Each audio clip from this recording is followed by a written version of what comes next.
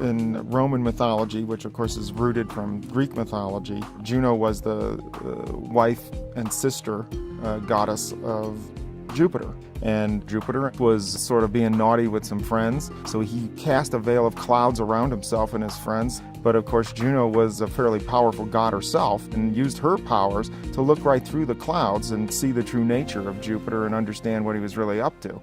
And that's exactly what the Juno spacecraft does for us, is that it goes there with special instruments in a special orbit and uses its powers to see right through Jupiter's clouds and understand its true nature, which is holding these secrets for us about how the solar system formed and where we all came from.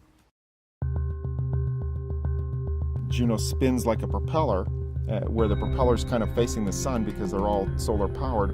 If you spin something, it stays spinning. It's like a gyroscope. We can use a spinning spacecraft to let each instrument get its turn to see Jupiter. We get to go very close to the planet, inside the radiation belts instead of outside the radiation belt. We're in a polar orbit, so by small adjustments of the timing, we can map the entire planet. We can get repeated stripes at different longitudes as Jupiter spins underneath us. It does mean that Juno is going to see the polar regions to a greater extent than with other spacecraft, but I think the most important thing is that it gets in very close to the planet as part of that ellipse, brings it in a few thousand miles above those cloud tops, very close, near the equator.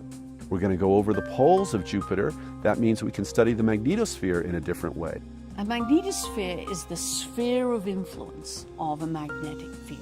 So a planet that has a magnetic field has a magnetosphere when its sphere of influence extends beyond the planet out into space and affects the region around it. The magnetosphere of Jupiter is vast. So if you think of Jupiter being 10 times the size of the Earth, and the magnetosphere is 100 times the size of Jupiter.